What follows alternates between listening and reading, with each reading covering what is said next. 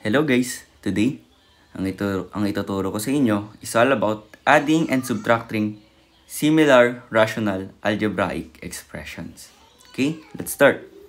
Steps on adding and subtracting similar rational algebraic expressions. We have 3 steps. Write the given as one expression. Then step 2, combine like terms in the numerator. Then step 3, express in reduced form. Okay, so applying itong 3 steps natin, we have here our first example. We have 8p over 3 plus 5p over 3. So, same na silang ng denominator. So, by that, ang gagawin na lang natin is combine yung ating numerator. So, step 1, write the given as one expression. Okay, so if we write this, 8p over 3 plus 5p over 3 in one expression, so we have 8p plus 5p sa ating numerator. And then, retain natin yung 3 na parehas nilang denominator. Okay? So, that's the step 1. Okay, so lagay natin step 1. Yan. Ngayon, for our step 2, combine like terms in the numerator. So, step 2. So, ko-combine natin yung like terms sa numerator, which is itong 8p plus 5p natin. So, 8p plus 5p, that is equal to 13p. And then, copy lang natin yung denominator na 3. And then, step 3, express in reduced form. So, step 3, kailangan naka-simplest form siya. So, you can see, naka-simplest form na siya. Dahil wala namang common factor yung 13 and 3, or yung ating numerator and denominator na pwede nating i-divide out. So, for our final answer, it is 13p over 3. Ayan. So, proceed tayo sa ating example number 2. We have 8x plus 3 over 2 plus 2x minus 7 over 2. So, first thing we need to do is express in one expression itong dalawang terms natin. So, we have 8x plus 3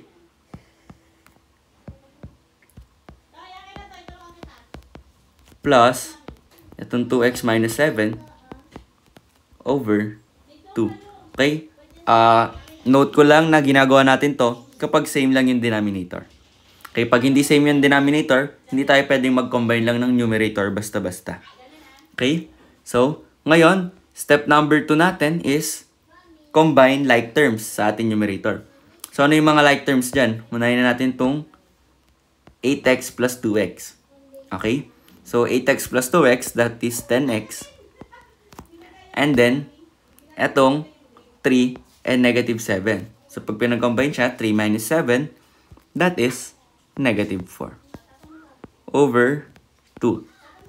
So, ayan. Na-combine na natin yung like terms. Ngayon, express in reduced form. So, isi-simplify natin siya. How can we simplify this? So, notice nyo yung numerator natin. Merong common factor yung 10 na coefficient ng x and then yung ating constant na negative 4. Which is 2. Okay?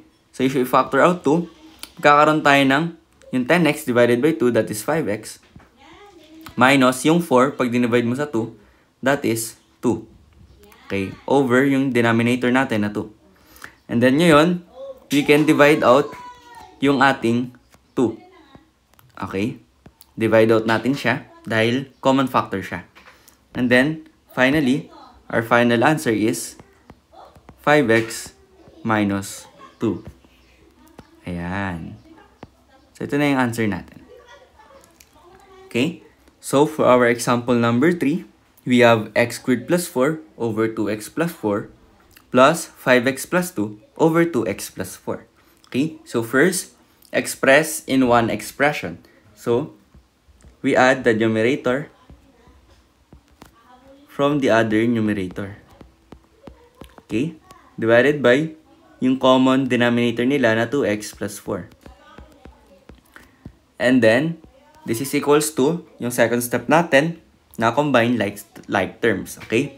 So, yung x squared, retain siya dahil wala namang x squared din dyan or second degree na variable. Plus, copy lang uli natin yung 5x dahil wala rin naman dyan same na merong variable na x. And then, ang makakombine lang natin dyan is just the constant, yung positive 4 and positive 2. And that is positive 6. Okay? Divided by 2x plus 4. And then now, for our last step is, isi-simplify natin siya or express in reduced form. So, how can we simplify this? We can factor out yung ating numerator na x squared plus 5x plus 6 into 2 binomial. Okay? So, to factor this, we have x plus 3 and x plus 2. Divided by, yung denominator, pwede rin natin siyang i-factor out, yung 2x plus 4.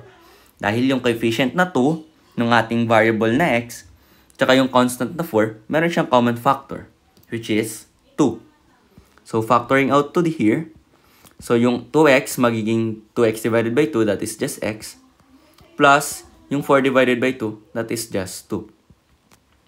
And now, finally, we can divide out yung common factor sa numerator and denominator, which is yung x plus 2. Okay, so this is equal to 1 na lang. And then, ang matitira na lang sa atin is, sa numerator, we have x plus 3. And then sa denominator, we have 2. So, this is our final answer. Yan. So, proceed tayo sa ating example number 4. We have 2x minus 3 over 3x squared plus x minus 2 minus negative x minus 1 over 3x squared plus x minus 2. Okay? So, ngayon, subtraction naman siya. So, ngayon, first step natin is combine or express in one expression. So, we have 2x minus 3 minus itong negative x minus 1. Remember nyo yung parenthesis dahil yung negative, kailangan ma-distribute siya sa lahat ng expression sa numerator. Okay? Divided by itong common denominator, 3x squared plus x minus 2. Okay? And then, simplify muna natin yung ating numerator or i-combine na rin natin yung like terms para isahan na lang.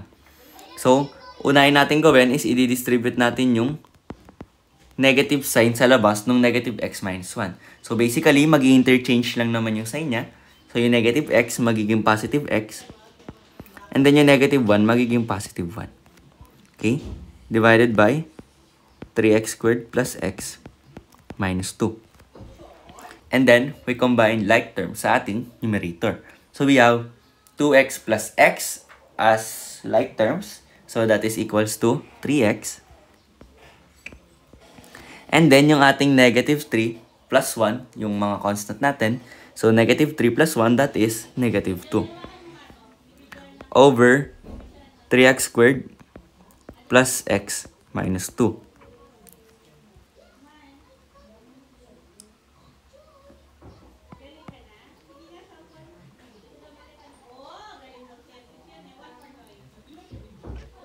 Over 3x squared plus x minus 2. Ngayon, we need to express this in reduced form or isi-simplify natin siya. Paano? Ang gagawin natin is we will factor out yung ating denominator. Hanapin natin yung factor ng ating denominator kung kaya naman siyang i-factor. Yung numerator natin as is na siya dahil simplified form na siya. Okay, so copy natin siya, 3x minus 2. Divided by, to factor out yung 3x squared plus x minus 2 natin, no, ang factor niya is x plus 1 times 3x minus 2. Okay? So, ngayon, kitang-kita naman, ano yung ating common factor, ano yung madi-divide out natin. And that is 3x minus 2. Okay, so 1 na lang to. Ang matitira na lang is yung denominator na x plus 1. So, our final answer is 1 over x plus 1. Hindi siya pwedeng x plus 1 lang dahil sa denominator yung natira, hindi naman sa numerator. Okay? Tatandaan nyo yun dahil pwede kayong mamali. Okay? For our example number 5, kindly comment down your answer sa ating chat box and let's see kung tama ang inyong mga sagot. If medyo nalilito pa kayo, you can go back sa earlier part ng video na ito, and then, i-review nyo yung mga steps na ginawa natin, and ano yung mga techniques na ina-apply natin, on how to factor, ganun. And that's it for our video for today. I hope may natutunan kayo, and maraming salamat sa panonood.